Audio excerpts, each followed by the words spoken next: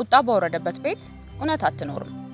በወጣትነት ዕድሜ ውስጥ ማለፍ በርካታ ለውጦች የሚታዩበት አስደሳች ጊዜ ቢሆንም ከፍተኛ የስሜት መለዋወጥና የአእምሮ ጤና ፈተናዎች የሚስተናገዱበትም ወቅት ነው። ከወትሮ የተለየ ስሜት ሲሰማን ወይም ባህሪያችን ላይ ለውጥ ሲኖር ማስተዋል የተለመደ ነው። እነዚህን የተለመዱ ስሜቶችና ምልክቶች በሚገባ ማወቃችን ችግሮችን እንዴት መቋቋም እንደምንችልና የት ሄደን እርዳታ ማግኘት እንደምንችል ለማወቅ ይረዳናል። ለዛሬ ከእነዚህ የስሜት መገለጫዎች መካከል ስለ ቁጣ ጥቂት ለማለት ወደናል። ከግሎባል ቮይስ ኔትወርክ በእምነት ዳግም ነኝ። ቁጣ ከሰው ልጅ ተፈጥሯዊ ስሜቶች አንዱ ነው። ሲከፋን፣ ኢፍትሐዊ ድርጊት ሲፈጸም ወይም ነገሮች ባልጠበቅነው መንገድ ሲሄዱ ስለ ጉዳዩ የተሰማንን ነገር በቁጣ እንገልጻለን። ቁም ነገሩ ታዲያ መቆጣታችን ሳይሆን ቁጣ መቼ እንደሚቆምና እንዴት እንደምንቆጣጠረው ነው ይላሉ በጉዳዩ ላይ ጥናት ያደረጉ የስነ ልቦና ባለሙያዎች።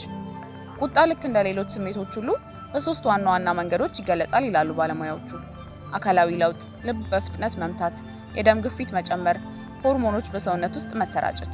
ስሜታዊ ለውጥ፣ የመበሳጨት፣ የመጨነቅ፣ የመጠቃት ስሜት። ባህሪያዊ ለውጥ ደግሞ ድምፅን ከፍ አድርጎ መናገር፣ መጮህ፣ ዕቃ መወርወር ወይም በዝምታ ተሸብሽቦ ራስን ማግለል። እርስዎ ቁጣ ሁሌ መጥፎ ነው ብለው ያስባሉ? ባለሙያዎቹ አይደለም ይላሉ። በአግባቡ የተገለጸና የተያያዘ ቁጣ አዎንታዊ ጎን ሊኖረው ይችላል። ቁጣ የመከላከል እርምጃ እንድንወስድ ያግዘናል። ቁጣን እንደ አጥፊ ኃይል ብቻ ከማየት ይልቅ በአንድ የተወሰነ ሁኔታ ውስጥ የመከላከያ ጋሻ ሆኖ እንደሚያገለግል መረዳት በጣም አስፈላጊ ነው ይላሉ ባለሙያዎቹ። ቁጣ የውስጥ ማንቂያ ደውል ነው ይላሉ የስነ ልቦና ባለሙያዎች።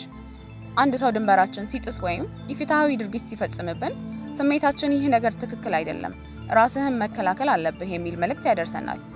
ቁጣ የለውጥ አቅም እንድንፈጥርም ያግዘናል። በአግባቡ የተያዘ ቁጣ ችግሮችን ለመፍታት የሚያስችል ጉልበት ሊሰጠን ይችላል።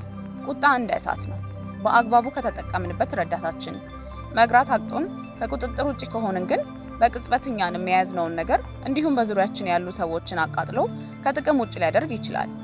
ቁጣ በወረደበት ቤት እውነት አትኖርም እንዲሉ ቁጣችን ሕይወታችን ላይ ጥላውን እንዳያጠላ መጠንቀቅ ይገባናል ይላሉ ባለሙያዎቹ። እናም በማንኛውም አጋጣሚና ስፍራ ቁጣ ሲሰማን እነዚህን ነጥቦች ማስታወስ ይበጀናል። ራስዎን ያረጋጉና ካናደዶት ቦታ ለጊዜው ዞር ይበሉ። ውስጦ በቁጣ ማዕበል በሚታወቅበት ጊዜ ምንም አይነት ውሳኔ አይወስኑ። ከመናገሮት ወይም ውሳኔ ከመስጠቶ በፊት ጥልቅ ትንፋሽ ይውሰዱ።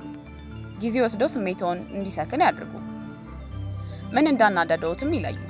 የቁጣዎትን መነሻ በሚገባ ይወቁ። መንስኤውን ማወቅ የመፍትሄው ግማሽ አካል ነውና። ቁጣ ሲሰማዎት ስሜቶን በጭፍን ከመተግበር ይልቅ ለአፍታ ቆም ብለው እንዲህ ያናደደኝ ምንድን ነው ብለው ራስዎን ይጠይቁ። ምክንያቱም አንዳንዴ ቁጣችን ከውጫዊ ድርጊት ጋር የተያያዘ ቢመስልም መነሻው ግን የቆየ ብስጭት አሊያም ያልተሟላ ፍላጎት ሊሆን ይችላል። ቁጣዎትን ከማብሰልሰል ይልቅ መፍትሄ ለመፈለግ ጥረት ያድርጉ። ቁጣ ችግርን አይፈታም። ቁጣን በልብ ውስጥ ማብሰልሰል ወይም ማመላለስ ችግሩን ከመፍታት ይልቅ እንደ ሾህ ይበልጥ እየሰረጸ የውስጥ ሰላምዎን ሊያናጋው ይችላል። የተፈጠረውን ችግር እንደ አንድ የመማሪያ ዕድል በመቁጠር ስሜቶውን ትንሽ ረገብ ሲል ይህንን ነገር እንዴት ማስተካከል ወይም መፍታት እችላለሁ ብለው የመፍትሄ ሀሳቦችን መዘርዘር ይጀምሩ። ለራስዎ ጊዜ ይስጡ። ስሜቶውን በስፖርት እንቅስቃሴ፣ በጽሁፍ፣ በስዕል ወይም በሌሎች የፈጠራ ስራዎች እንዲሁም በጸሎትና በማሰላሰል ማስተንፈስ የቁጣውን መርዛማነት ከሰውነቶ በማስወጣት አእምሮ እንዲረጋጋና ለነገሮች ያለዎት አመለካከት እንዲሰክን ያደርጋል። ጠንካራ ሰው ማለት ቁጣውን መቆጣጠር የሚችል እንጂ ቁጣውን እንዳሻው የሚያራግፍ ሰው አይደለም። በቁጣችን የተነሳ የምንናገራቸው ቃላት እና የምናደርጋቸው ድርጊቶች ኋላ ላይ የማይሽር ጠባሳ ትተው ሊያልፉ ይችላሉና